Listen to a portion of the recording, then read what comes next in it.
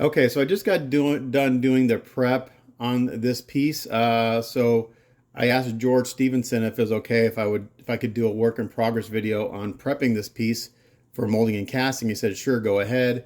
So I'm going to introduce Blackheart's next micro mini diorama, and this is Morlock. I am unfamiliar with this character. I had to look him up because I'm not a classic horror, classic creature kind of builder painter. But this is sculpted by Joe Simon. And George reached out to me the other day. Hey, can you print this for me? And I said, sure. I'm actually doing two preps for him. This one I just finished. Took me about 7 hours to do to prep all three figures in the base. Continue watching the video to see how I did that, all the steps I took. I'm going back and recording the intro after I've done all the work. But again, this is going to be offered by Blackheart Model, George Stephenson. That's part of his micro mini collection. It's a diorama. Each figure is 5 inches tall or sculpted to be 5 inches tall. So these guys right here are 5 inches. This guy's not quite as 5 inches because he's leaping off this rock, which has a key in it. But a great piece. The base is about 13 inches wide by 6.5 inches deep. You get three figures in the base, and the details are fantastic. I would rotate this around a little bit, but the figures are just standing on the base. They're not pinned or anything. But you can see all the cool details. You got some bones and stuff. And like I said, I just got done doing the prep work on these guys. So as a kit, you'll get 1, 2, 3, 4. It'll be a 5-piece kit when this is all done molding and casting. But I just got done doing all the prep work, taking the supports off, priming, sanding, filling. The figures are filled with resin up to about the chest. The base is filled solid with casting resin and then some Bondo to smooth out the bottom. So watch the video to see the process that I go through in prepping a piece for molding and casting, which I call a master print. I would do this. I'm going to do the same steps on the next set of figures for George because he wants a copy of his own to build and paint as a demo piece he can put out on his table at shows. Don't know when this will be available. Soon, I would think. But again, this is just the intro to this video on what I do to take a piece and get it ready for molding and casting. So watch the rest of the video. It's about an hour, 15 hour, 20 minutes long. But I go over filling the figures in the base with resin using Bondo, sanding, and all that fun stuff. So stay tuned and watch the progress. Well, it's everyone's Matt Rosick, and I figured I'd do a couple videos or a video on prepping a 3D print for molding and casting. So this is for a client of mine, just sent me this job the other day. This is a Morlock. I'm not familiar with the character because I'm not into this kind of subject matter, but this is for Blackheart Models, George Stephenson, who does an amazing job. He has a great lineup of classic figures and such. So I wanted to do a couple of videos on prepping parts for molding and casting. So I kind of do it differently if I'm doing for molding and casting. Typically when I'm doing molding and casting pieces, I'll fill the bases and I'll fill the figures and everything. So I want these to be able to stand up over the test of time in case they need to make new molds and stuff. So now I'm actually prepping two of these because I'm going to prep one for molding and casting, and then I'm going to prep another set for paint up for George. So I'm going to actually prep both sets the same way. I'm going to fill the bases with resin, pretty much make them solid so they're nice and stable. I'll fill these figures with resin. Now these these just came off their printers, and the figures were printed on the Saturn II, and they turned out damn near perfect. You know, I've got your typical pop marks from the supports. I got to clean up, sand, and you can see I've got a little bit of I've got some resin dripping out of these drain holes right here. So on these figures, what I did is a lot of times what I'll do is I'll put a drain hole at the top, but I didn't want to deal with fixing the hair. So I put two 2mm drain holes at the ankles. It would not allow me to put them at the bottom of the feet because of the placement. And I put one 10mm hole at the bottom down here. So I place holes where they're easy to fix, you know, if it's a smooth surface or where you don't see it. Now, these have been washed and cured, but you can still see I'm getting some resin dripping out of these drain holes. So what I've got to do is I've got to squirt some IPA in here and just get this out. And I also need to cure the inside of this before I do anything else. So I'll show you that here in a second. The base was printed on the Frozen Mega 8K, and it turned out really, really, really nice. Now the bottom is all marred up from the support marks, but we're going to take care of that. So this is Rich Opto Blue Gray Resin. It's a resin that was recommended to me by someone a while ago, and I've been using it. The only downside to it is that it does seem to stay a little tacky even after it's been washed and cured. And I reached out to Rich Opto. They're like, put it in your IPA bath for less time. So where I used to wash parts for maybe 6 to 8 minutes, I've been washing these for 4 minutes, and it's like way better. So this resin is more sensitive to being in IPA longer. And I'm only using 95% IPA. I'm not using 99. So typically with a weaker IPA, you'd want to wash it longer. But, you know, from the recommendation, I'm only doing 4 minutes, and it's much better. So you can see that the base has been hollowed. I put a lot of holes in the bottom of the base because this is all going to get filled and sanded smooth. So I don't care how many holes I put in the base. You can still see I have some supports in here. I used medium supports on this, and I always start out with, I'll usually do, on a piece like this, I'll start out with auto supports, and then I'll go in there and adjust. On these guys, I did all manual supports. I didn't use auto supports at all. It's all done with medium supports for the bottom of the feet and the bottom. I place them in places where you won't notice the pot marks for if the cleanup isn't quite 100% there. But I spend quite a bit of time cleaning up these prints, even though they're very, very good. They still need work. Like this is off the Saturn II, and man, it's like there are no print artifacts. There's no swirl marks. There's no print lines. It's beautifully printed, but you can still see I got pot marks from the supports and stuff. So I got to sand those down. Sometimes I do a little spot fill if I need it. So first thing I'm going to do is I'm going to work on the base. So let's get this filled with resin. So this was a resin. Hold on, George just messages me. Also, he wanted me to mention these were sculpted by Joe Simon. So Joe Simon does a lot of George's sculptures, and I do a lot of printing for George Stephenson. So if you're into his stuff, the Blackheart models, the first print job I did for him was the Exorcist bust. I think it's half scale. It's a beautiful piece. And that was done a couple of years ago. But I've done a lot of stuff. I've done a bunch of his Star Wars busts. What else did I just deliver? I delivered a couple micro minis for him. Yeah, I've done a lot of print work for him, so I really appreciate the work from him. And he's just a great client to work with. And George is his great product, great guy. So I'll put a link down to his website and his Facebook page in this video. So yeah, anyway, as my ADD brain goes everywhere, Joe Simon sculpted this, offered by Blackheart Models and George Stephenson. It's a 4-piece, actually it's a 5-piece Morlock dio. There's one key in the base for this guy right here who's jumping off this rock. The other two guys, and it's a really small key, so whoever gets this piece will have to put a pin in there. It's too small for a magnet, so you have to pin that really well so he stays up. But these other guys, there's no places like keyholes in the base for their feet. Actually, I see this might be a spot for a heel there. I don't know. But basically, you can put them wherever you want, which is kind of cool. So as a builder, you just kind of put these guys wherever you want. This guy doesn't stand quite as well. This guy stands really easily on his own because his feet are flat. This guy kind of needs to be on the base, I think. So anyway, I digress. So the first thing I'm going to do is I'm going to fill the base. Now, I didn't cure the inside of the base because when it's in my curing booth, the UV light gets in there really, really well and cures the inside of the base. There's no shiny spots. There's nothing coming out. Now, I did end up cracking the bottom of this one a little bit when I was pulling the supports out, which is no big deal because we're gonna take care of that. These supports here, I'm just gonna leave in there because again, I'm filling this with resin. I don't care. You're not gonna see it. So first thing I got to do is this will probably take. I'll probably do it in 2 pours. I'll fill in this void and this void first. Let that kind of fill in, and then I'll fill the remainder. Now I hope I have enough resin here to do what I want to do for both these pieces. I have to order some more. But this stuff's not cheap. A half gallon of this. Well, this is the cheap resin, and a half gallon kit is $78 or almost $80 for a half gallon kit. So it's not cheap.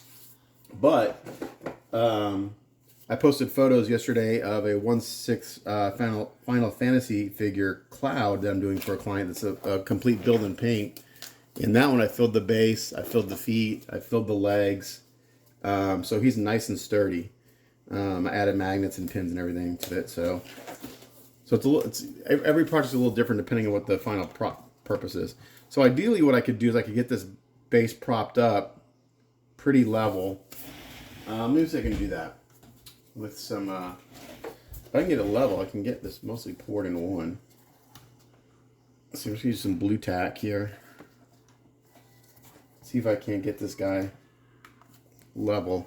And I can kind of hold it level too, because this resin, once it's mixed, it kicks off pretty quick. You gotta move fast. It's only got about a 2-minute work time.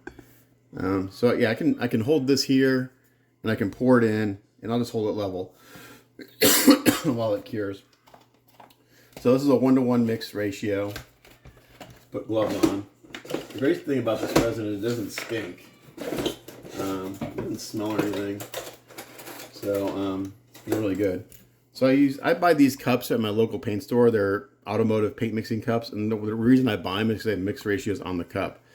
There's a 1-to-1 ratio, 1-to-1.5, 2-to-1-to-1, 4-to-1-to-1-to-1. So this is for automotive paint, but it's great for other things. So that's what I do. So I'm going to fill this guy up to the 5, which is most this will fill. And we'll see how much this fills in this base. I'm more concerned about filling the bases with resin than I am the figures.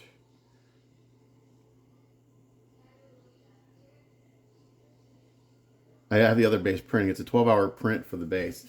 And the figures took 12 hours to print for each 3 of them. So to print one kit of this is 24 hours of printing.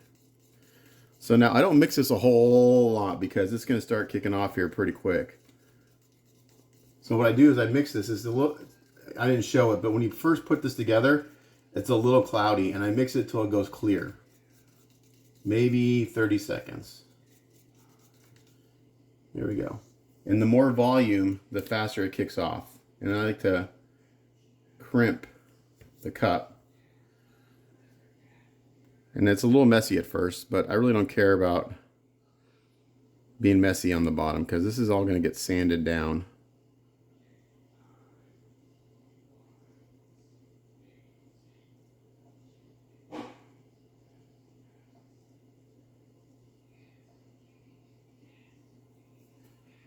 Alright, so there's the first pour.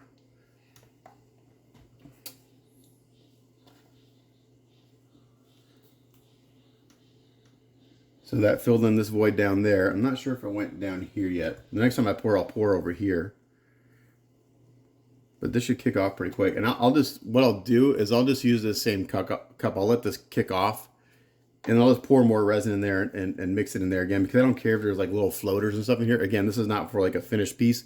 This is simply just to fill the base to give it some more stability for molding and casting. But this should kick off pretty quick here. It'll kick off first in the deeper areas where there's more volume. Because as it starts to kick off, it heats up. And as it heats, it speeds up the curing process.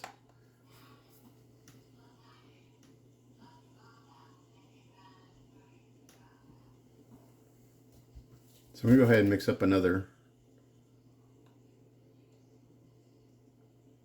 5. I think I've got enough resin in here to fill both bases that I got to do. So you can see it turning white, it's kicking off.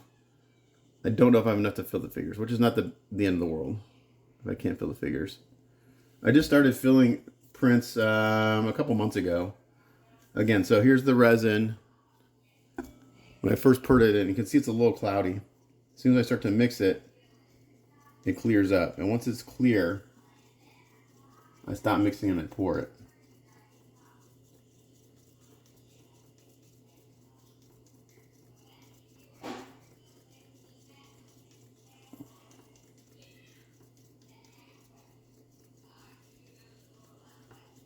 Right about there.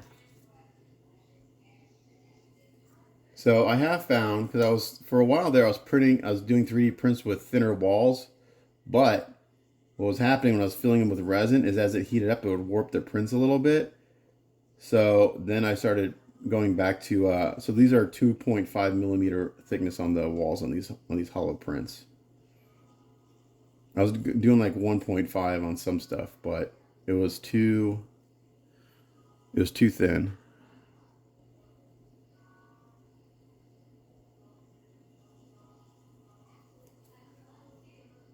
See, I may take 3 of these.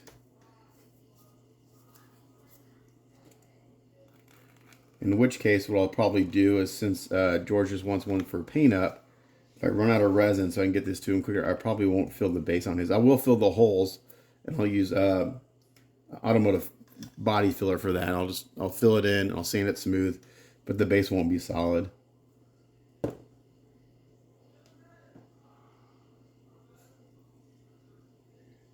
But I do like to do this for what I call a master print that's going to be used for production.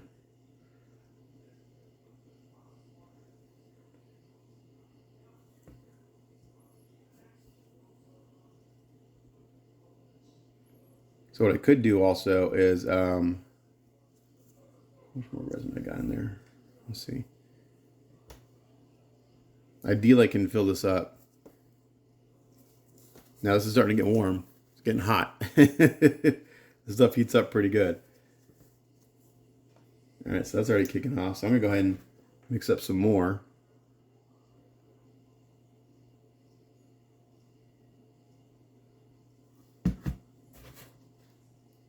Go to 4 on this one.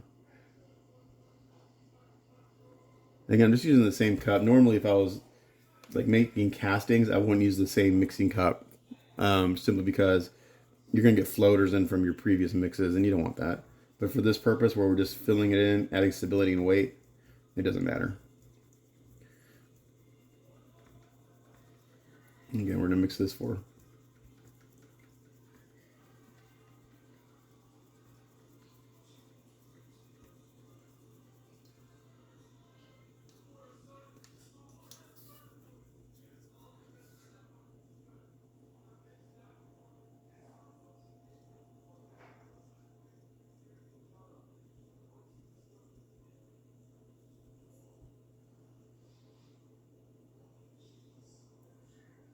So this is the last pour I'm going to do on this, and then any other filler I'll use this Bondo.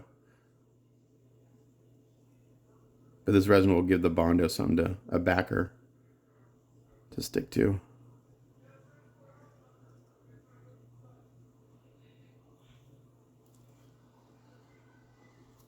Okay. And I'm going to push this down right here where it cracked. I'm going to hold that down while this cures, and then when this dries, that'll pretty much be flat. And then when I do my automotive filler, it'll take care of any other discrepancies there.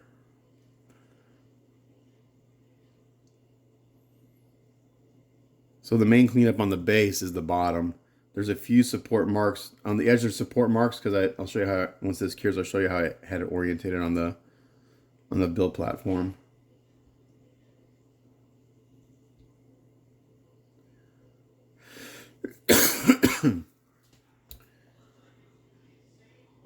Getting hot. Hot. Okay, so that's starting to kick off. I can let go of that. That's not going to come up anymore. And now this base has got some nice weight to it. This was perfect for molding and casting.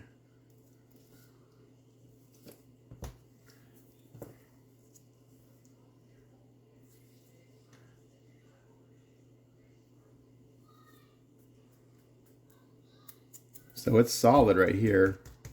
It's got a little void right there, but it's no big deal. Again, we're going to use automotive filler to fill the rest of it. And so the way I had to support it, well, the way I had this on the build platform was like this on the Mega AK, and it just fit without having to tilt it up too high. It fit just enough so I could keep it at about a 35-degree angled on the build plate, and this filled up the entire build plate perfectly, and it printed beautifully. So the only other support marks I have on the base is there's some in the rocks, but I probably won't be able to see them until I throw a primer on this. But Other than that, everything, the only other support marks are along this edge and on the bottom. So, all right, so that's kicking off. And the bottom does get a little warped. It's not quite flat, but when I do the automotive filler, I'll hit it with a sander outside, and we'll get this as flat as possible. And then whenever whoever's doing the molding and casting, my guess is will be a 1-part mold. So they'll make a mold flat down like this, and then when they cast this part, they'll just fill their mold up to the top, and then more than likely they'll do a quick pass of the belt sander on the castings, and then it'll be flat anyway. But yeah, so this would be a 1-part mold just straight down. All right, so that's going that way. Let's put that to the side for a minute while that cools down, because it's really freaking hot. Now these characters, the first thing I'm going to do is I'm going to get some alcohol in a squirt bottle, which I need to go get some. I don't have any more up here, so I'll be back in a second. All right, sorry. I said I was using 95% alcohol. I'm using 91% alcohol from good old Wally World. So I've got a bottle here that I use for IPA from on my bench. So I'm going to fill this in.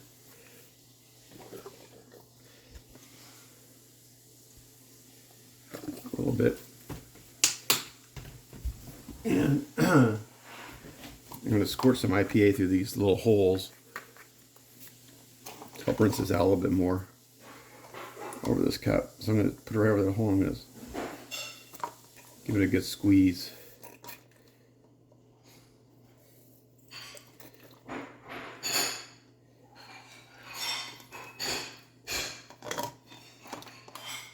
I do have a washing machine from Anycubic, but you know, when you have a hollow print like this, you still have to go in there and do another kind of wash on it. So I'll go in here and just kind of fill it and shake it around a little bit.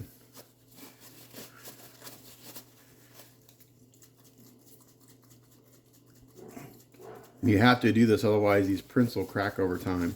If you have any trapped resin in there, even if I were to fill these with the casting resin, there's a good chance that it would crack eventually.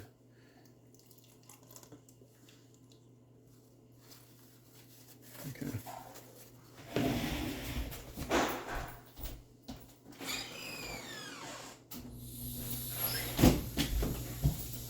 Get my air compressor going, so I'm going to blow this out too.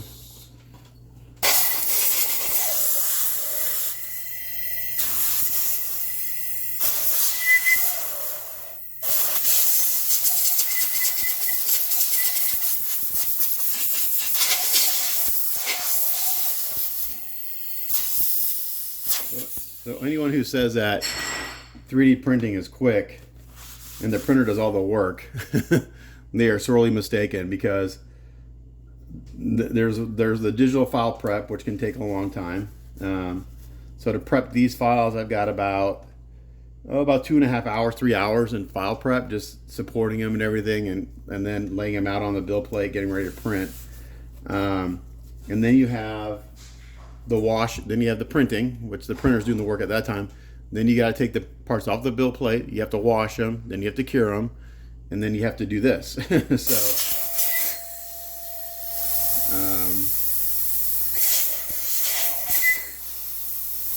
we haven't even gotten to the cleanup yet. This is just getting them ready for cleanup.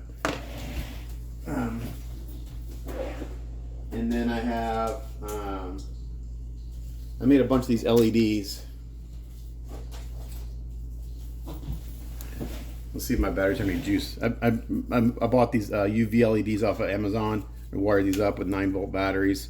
I really like to find, and they're different sizes. I think this is a 5mm, and I've got a 3mm LED. So these I'll just stick up in their butt, and I'll just fill the sucker with the LEDs and let it sit for about 10 minutes.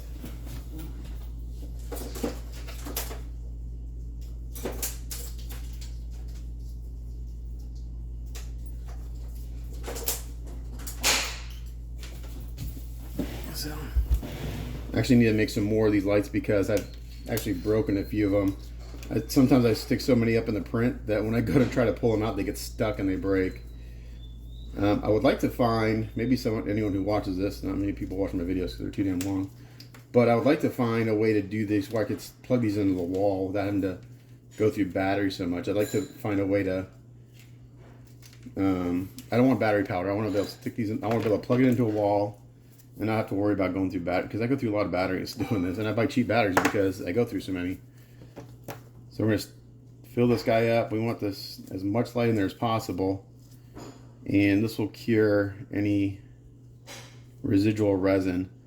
Now the hard part is going to be cleaning out these legs. So that's why I wanted to squirt the IPA through the legs to try to rinse that out and get it all to go into the body.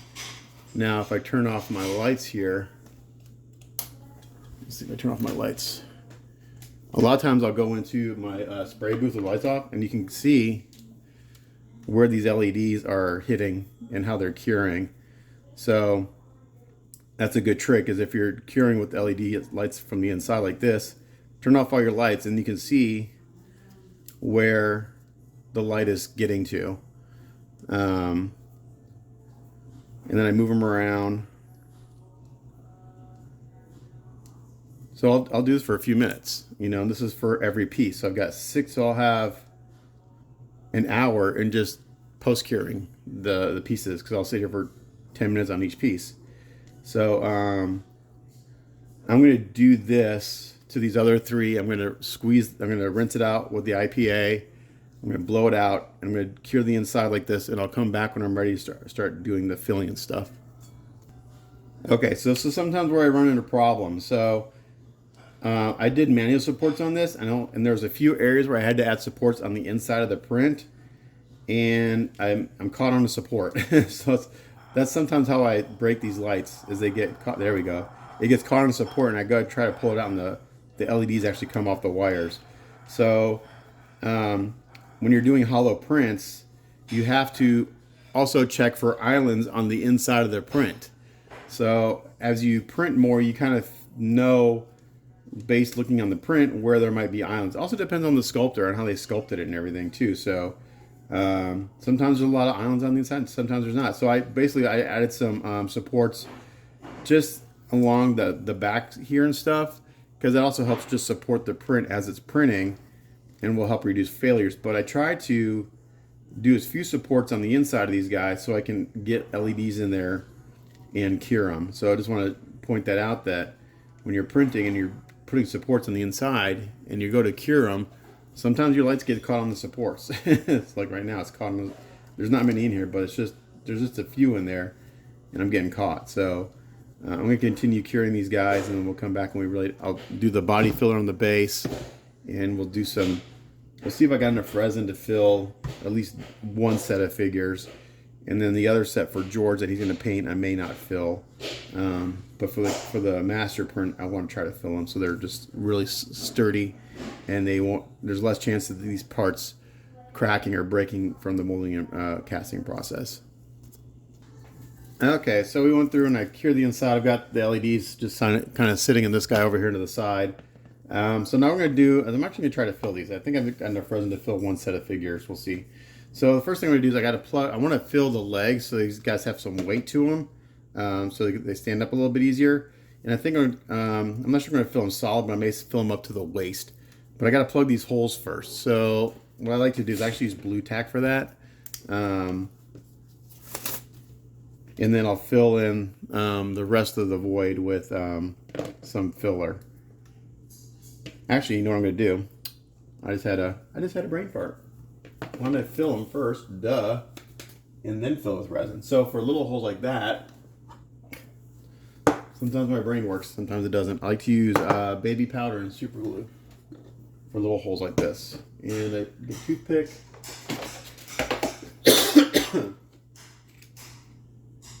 And this makes a great filler. And I just use a scrap piece of something to mix it on, some cardboard.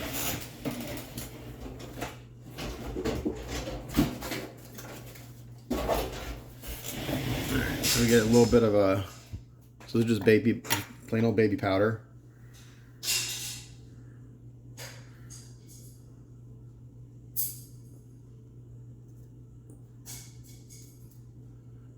We're going to make a little homemade filler here. and some thick CA. Oops.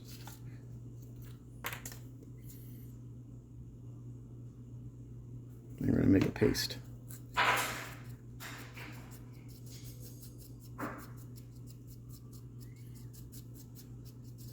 And you can make this different consistencies. The more baby powder you have in it, obviously the thicker it'll be, but also the faster it's going to start to kick off. So I mix it to the consistency of kind of like, I don't know what would be a good description, like pudding maybe? Maybe pudding is a good description. So right about like that.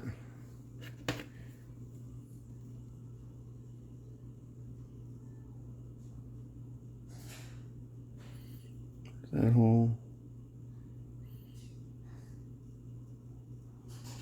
There's that hole. Let's fill this one while we still have this. Hopefully it doesn't start kicking off. Pack it in there. You want to fill it in. And I will have to do a little more filling after this because this typically will leave some minute surface bubbles, but it's just a really kind of quick filler for little holes like this.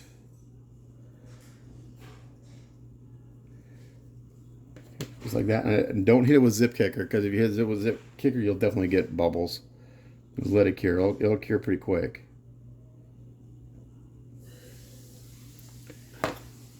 So I like to use that for little holes. And this is almost dry already.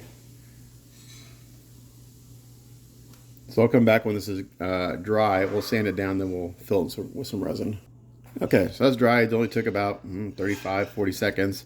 And I got some 240 grit sandpaper here. I'm going to go ahead and sand this down. I could save this till later, but we're going to do it now.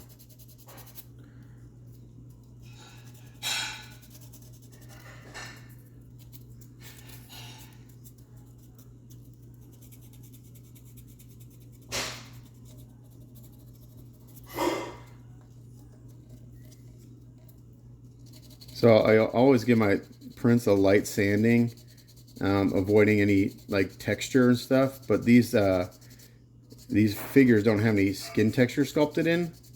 They're smooth, so I can give the bodies a light sanding without losing any details, because there's the only details in the fur. I won't sand the fur, but I'll sand the. I'll give it a light sanding, and I'll have to sand where the support marks are anyway.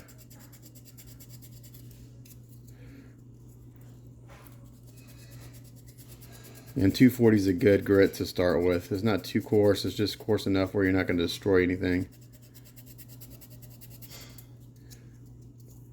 But I use a sanding sponge.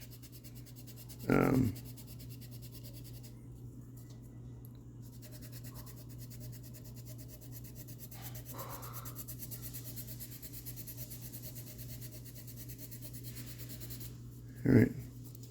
So that hole's filled. I got one little pit mark there. You see a little white spot? I'm not sure if you're showing it.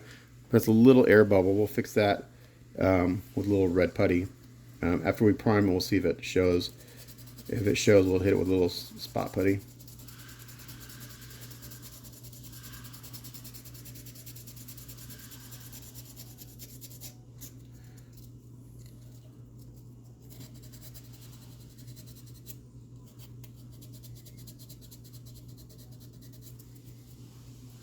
All right, and that hole's filled. Perfect. All right. So now what I can do is I'm gonna pour some resin in here. I'm gonna plug the hole with my thumb, and I'm gonna tip it upside down so I can get resin down in the legs. So let's get some gloves back on for that. I just can't fill it up. If I fill it up, it would fill up to the hole, but then I won't be able to get resin in the legs. So I gotta be able to flip this guy upside down.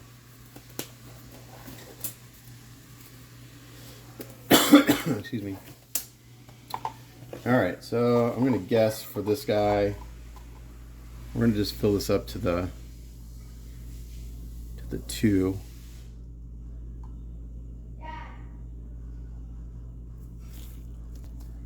Alright.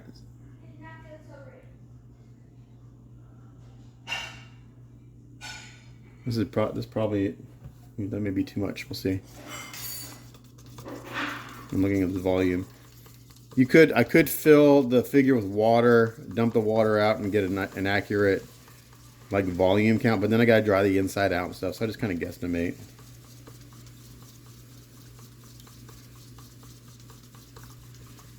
All right.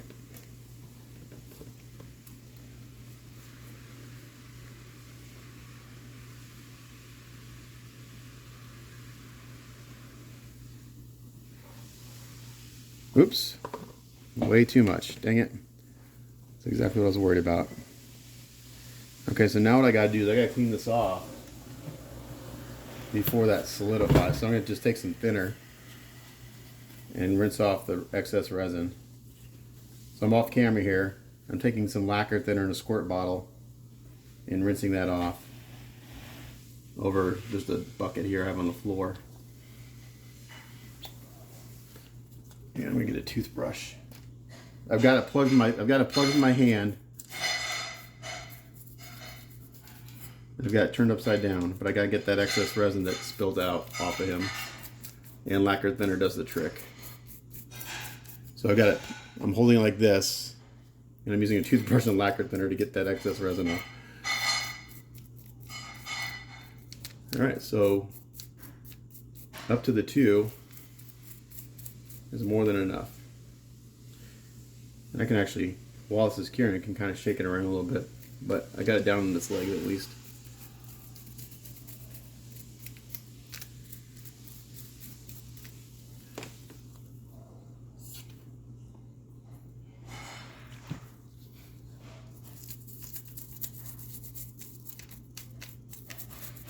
So I'm going to let this cure and we'll come back.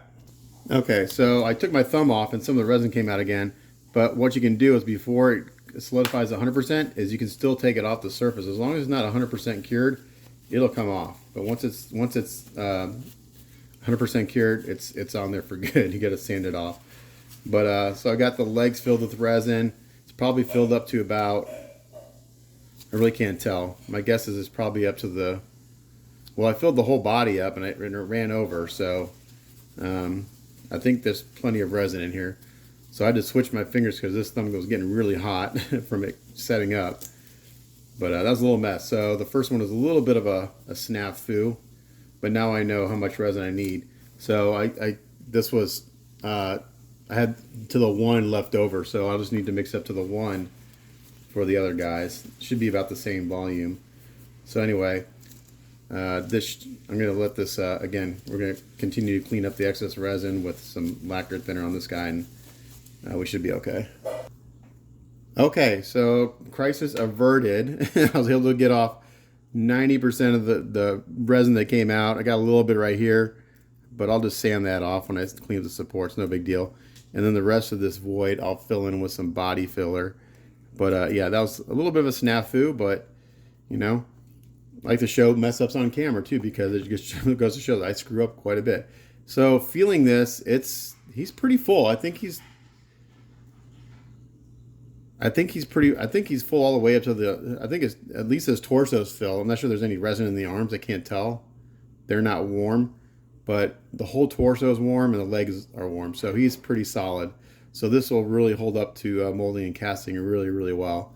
So I'm going to do that to the other 2 guys without hopefully making a huge mess. And then we're ready to start sand. Then I'll fill the base with some body filler. I'll show you that. And then we're going to start sanding and kind of getting rid of support marks and all that fun stuff. So yeah, so I'm going to fill the other 2 and we'll come back. Okay, so we got the 3 figures filled with resin. They're over here. Nice and solid. So this guy is going to need a pin in the foot. And one thing, if you don't know, you don't want drilling into a hollow print is really sketchy because it can crack really easily. So this will give, you know, and you don't want to use a drill. I always use a hand pin vise when drilling into a resin print. So this will, you know, I think the biggest you'll be able to get in there is a 1/16 inch brass rod. I don't think you can get a 3/32, maybe, but so yeah, so that's going to need a pin to go into the base. But these are curing; they're getting nice and toasty. So now what we're going to do is I'm going to take the bottom of the base, nice and solid, not warped or anything, and I'm going to fill the rest of this in with automotive body filler. So using Bondo. Bondo is just a brand. You can use any automotive filler. But Bondo is kind of like the universal term for body filler, but it's just Bondo's just a brand. There's a ton of brands out there. The best that I've ever used is a brand called Evercoat, but it's crazy expensive. So like this gallon of Bondo I think is like 25 or 30 bucks, and a quart of Evercoat is like $50. But Evercoat's really, really good stuff. But I would never use Evercoat for a big filler job like this, because it's really meant for final. If you're doing automotive finish, like the final filler before you prime and stuff. Okay, so Bondo, it's pretty easy to mix up. I'm gonna need quite a bit, so I'm gonna go ahead and cover this whole base with some. So I'm gonna mix up a good amount, and I just use cardboard to mix it on.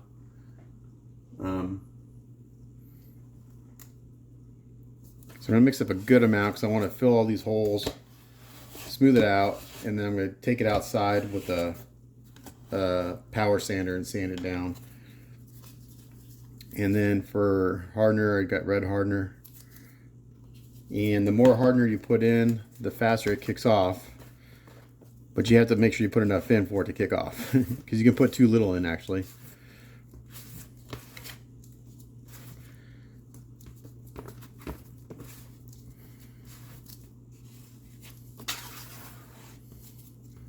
And when you mix Bondo, you want to fold it and push down.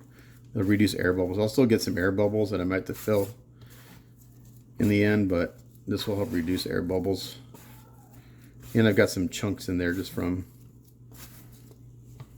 again, this is just to basically fill the holes and get the bottom as flat as possible.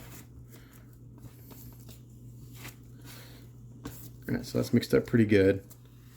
It's not crazy. There's not a ton of hardener in there, so this will take a little while to. And I'm just going to put it on here, making sure I get in the holes.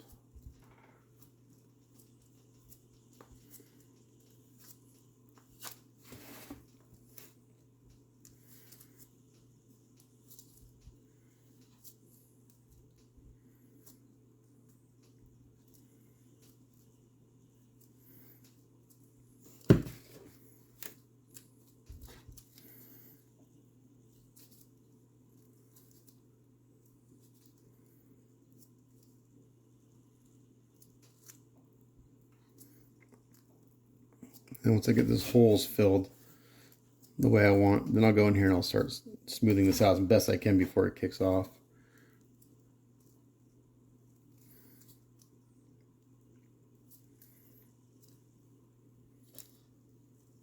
I'll clean up any off of the edges before it solidifies.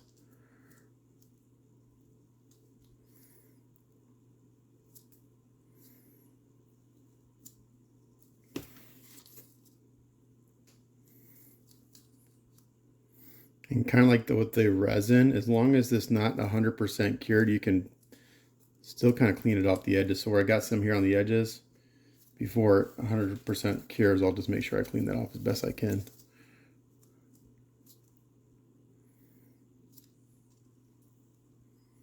It's like frosting a cake. Again, I'm going to put way more on than I need. This is all going to get sanded down.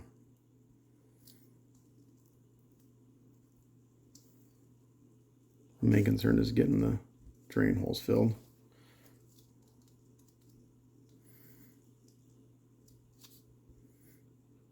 So back in the day when I used to do body work, I would spend a lot of time putting Bondo on, because you want to have as little sanding as possible when you're doing body work. When I'm doing stuff like this, I just want to kind of get it on there. I'm using a little lacquer thinner to clean this up. Get the Bondo out of the details.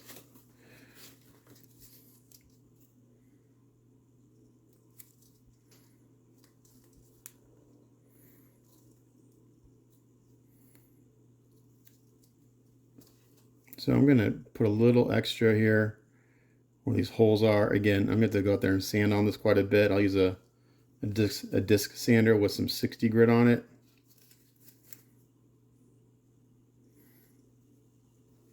Again, this isn't the neatest Bondo application, but again, I'm just trying to fill these holes in and get the bottom as flat as I can. So that way the caster has a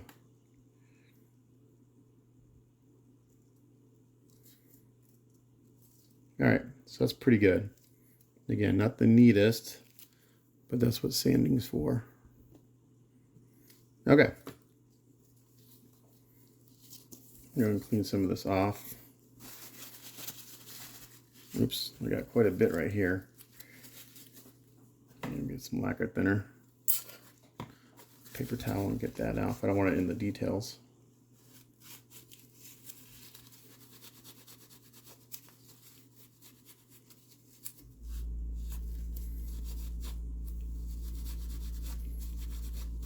I can use my toothbrush again. Just got a crappy toothbrush here I use for this kind of thing. There we go. Gets it out of the details. Alright, so we're going to let this dry. I'm going to let this dry for probably a good 30-45 minutes. And then I'll take it outside and hit it with the disc sander. But that's pretty good. Alright, so it's not the neatest application, but I got enough on there I can sand it to smooth. Alright, so while that Bondo cures for a little bit, I'm going to start doing some sanding on these guys. And I'm going to use a fine and a super fine sanding sponge. So fine is about 240, 220. Super fine is about 320, 400. And I'm going to come in here and just hit, with the fine, I'm going to hit the legs and stuff where I got the support marks. And this will get rid of most of them.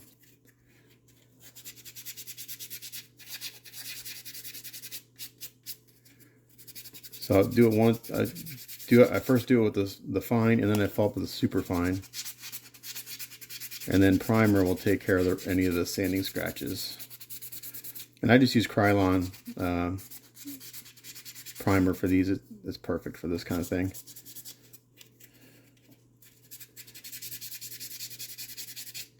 So I work an area at a time. So I'm going to work this leg here.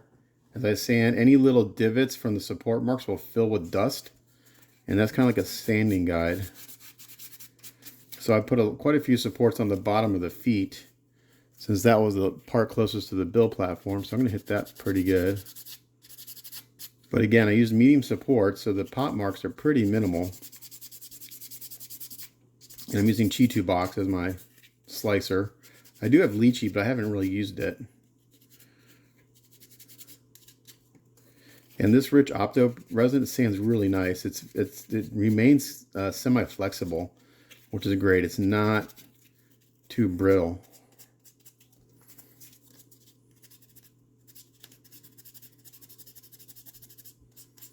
I also like the frozen 4K resin. I haven't tried the 8K resin, from what I understand, unless you're doing like jewelry and stuff with super, super fine details. The 8K resin sometimes isn't worth the extra expense.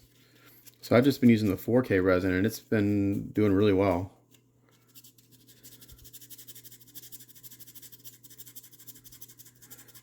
So I use sanding sponges probably 90% of the time for this kind of thing, because it just conforms to the shapes really well. It doesn't create flat spots.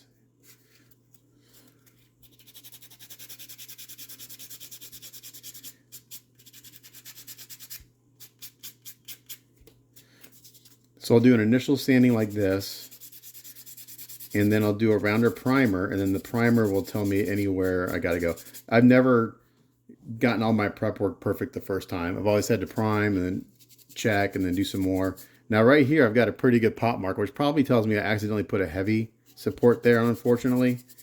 So I'll probably have to fill that in. That's too deep to sand out. But see, you can see here when I sand, those little white specks, that's where the support marks are. So I just sand until those are gone. And since the skin is smooth, there's no texture to it, I can sand those out. Now if that had texture in it, I would use a little red spot putty film, and then just do a very, very light sanding to get them out so I didn't lose the texture of the skin. But since this skin is smooth, I can sand them out.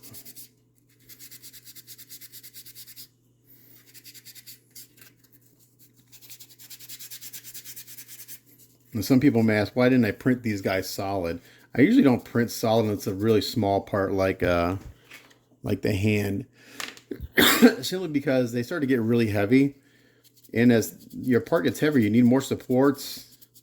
You need larger supports and more supports. So I prefer to print them hollow because I can use fewer supports and lighter supports. And then I can fill it with resin, because the filling it with resin is not that difficult. It takes a little extra time maybe, but I'd rather take a little extra time filling with resin than possibly having like a 10 or 12 or 13, 14 hour print fail because their print got heavy and it fell off the supports. And I try not to use heavy supports unless I'm doing something really big and I really want to anchor it down really, really, really well. So medium supports, and I use a few ultralight supports on some of the fur where I had islands. And those shouldn't need any cleanup because they're so small. They shouldn't leave any pop marks. Okay, so those legs are looking pretty good. I only had a few supports on these legs, mostly on the bottom of the feet.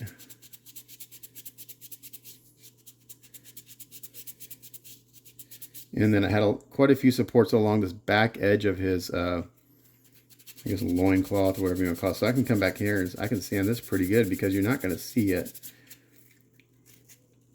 You won't see that back part of the skirt, so I can hit that pretty good with this.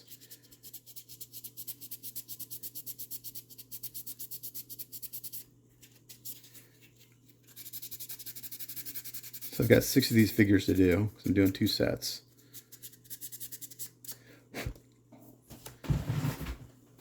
Okay, that's looking pretty good. I'm not seeing any obvious things sticking out. And again, so right here, I got to get into here. So I bought some of these little sanding sticks, and I got some other stuff, but these little things are really good. These are foam backing, and I'm not sure they're different colors, but I'm not sure which grit each thing is. I can kind of tell just by feeling it. Like this feels to be like a 240, 180, somewhere in there.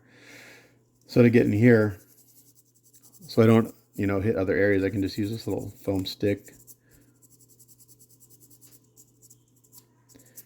pretty easily. And I still need to fill this void here where I filled the resin. I got some support marks there.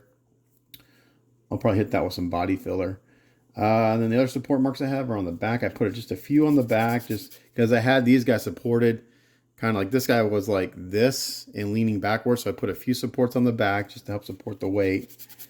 Again, since the skin is smooth, I can come in here and do a light sanding and not worry about losing any detail because the skin has no texture sculpted into it. If there was texture sculpted into the skin, I would have not put supports there.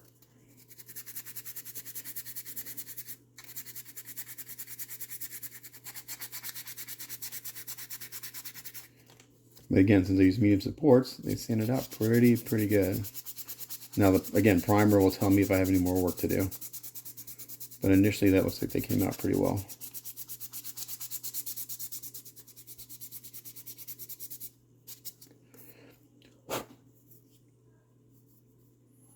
I've got one right here. I put one right in the middle of the back, which I shouldn't have done because that's just harder to get to.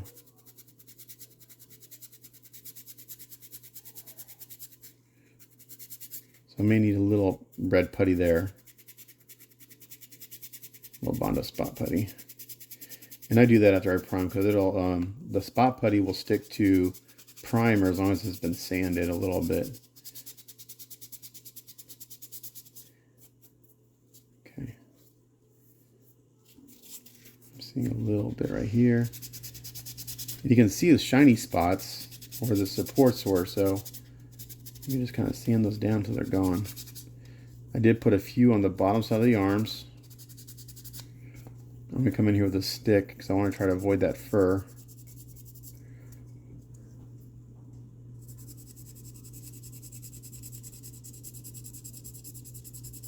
So I hit it with a rougher grit first, and then I finish up with the super fine, just a real light pass with that. It's just like prepping a garage kit. Someone was asking me on the cloud print, like how much prep work would you do? Well, this is what I do. These are all the steps I go through. It's like I would never take a garage kit and just throw paint on it. It's no matter how good it is. I don't think I need to sand the belly. It looks really good. I'm not seeing any imperfections or anything in there. I see a little. That may be, oh, you know that's where I filled in. So I got a little discoloration right here in the arm. It looks like a print line, but where that is, that's where I added more resin to the vat as I was printing, and there's a slight discoloration there. So sometimes you'll get a print line when you add resin to the vat, or sometimes you just get a slight discoloration, and that's what I'm seeing there, just a slight discoloration. So it's gonna be a long video. It's just gonna be a, again, I do long videos, but I'll just show you the whole process. Okay, so I'm gonna continue sanding the supports out of this one, and then I'm gonna fill this with some filler, sand that smooth, and then I'm gonna do that to the other figures, and then sand the base, and then we come back, I'll throw some primer and everything, and we'll take a look at them. But it's going to be several hours from now. Okay, so I got the first round of primer done and everything. And so far, everything looks really good. The base looks fantastic. The bottom side, got a few little holes here. I'm going to fill those in and sand them smooth and hit the bottom of this coat of primer, and the base is done. So another, 10, 15 minutes on the base, and that's done. For the figures, for the most part, these look really good. Again, I've never been able to do one round of primer and be done with prep work, but I'm looking at these real close, and I see a few little spots like right here. I'm not sure they're showing on the camera. I got a few little areas where I didn't get the support marks all the way. I got a few little spots in the back here, and a few little spots here where I filled in from the resin. So again, another 10, 15 minutes on this guy, and he's done. And then this one's looking really good also. Got a few little spots down here on the bottom of this arm. And back of the legs are looking good. The bottom side. So on this one, I just got that little spot on the arm. And he's done. Probably another 10 minutes on him. This guy, got a few little areas underneath the armpit I got to sand out again. A little bit more on this arm. So I got a few little more areas on this guy to deal with, but again, looking pretty good. So I got probably another hour of sanding, maybe some spot putty filling, another round of primer, and this is done. So I'll do that, and then I'll clean up my workbench and we'll look at the final product. And then that's just the process of getting this stuff ready for molding and casting. When you're doing master prints, they have to be as perfect as possible, because if any little imperfection that's in the master print will be in every single casting there forward. So when I do master prints, I really, really work hard to make sure they're as perfect as possible. Just because I know when they go to molding castings, anything that I leave behind will be copied in every single casting forward. So the goal is to get it as perfect as possible, just so those imperfections don't get passed on to further generations of castings. So I'm going to work on that a little bit, sand out those few areas, and then we'll take a look at the final product. Okay, and here we are. Master print is done. So this took me about 6.5, 7 hours to get it ready this far, and I've got a second one to do. So altogether, to prep these is going to be about 15 hours between filling the bases, filling the figures, sanding, priming. Even after the second round of primer, I found a few little areas that to go back and address again. Again, it's just a matter of going back and forth and just fixing it till it's as good as it can get. So this guy right here in the middle doesn't want to stand up flat. So I got him situated on the base so where he stands up. This guy's got a key. Again, he won't stay in there right now. This will have to have a pin or a metal peg put into it, so he'll stay there because it's a really small peg. Great detail, great sculpt by Joe Simon, and this will be Blackheart's next release in their micro mini series. So they've got a couple of, they have another diorama I did a while back. I don't know the character's name. I'm gonna say it wrong, but it's a black Captain America, and I don't know his name, unfortunately. It was a character I was unfamiliar with to begin with, but I did that like last year, I think, and I think that's available now. But so George is coming out with these little micro mini dioramas. He's got a crap load of micro mini busts and stuff, but that's what this is. It's gonna be the next release. So I will get the other one prepped and ready to go for George to paint up as a sample. But these figures are 5 inches tall, by the way. These the two standing are 5 inches tall, and the base is going to be, let's see, the base is roughly 13.5 inches wide and about, again, I'm just kind of estimating here, about 6.5 inches deep at the deepest point. Again, there's no keys in the base for the figures other than the guy jumping off the rock. So as a builder, you have to decide where you want to put them. I would pin him personally because, like I said, this guy doesn't want to stand up on his own. He'll need a pin so he doesn't fall over. But cool little set of figures. Again, I'm not familiar with this character. I'm not a classic horror, classic creature kind of, builder collector. But I think the sculpts. I did look this character up to find out what is this thing, because I don't know who it is. And it's pretty cool. The sculpts are spot on. Joe did a fantastic job on the sculpt. And so you get 3 figures. I don't know what the price is going to be. George might have information on that once he gets a bit, estimates from his caster and stuff. But there you go. That's prepping a 3D print for a master print for molding and casting. It's just repetition, sanding, priming, getting rid of imperfections, making it as perfect as possible. That way, future castings are of highest quality. So I got to do the other one for George. I'll do the same steps as I did on this one. Like I said, the only thing I don't know if I have enough casting resin to fill the bases. So what I'll do is I'll fill the figures first, and then I'll use whatever left over in the base, and then use the rest. I'll use Bondo on the rest, just so he's got a nice solid base. But there you go.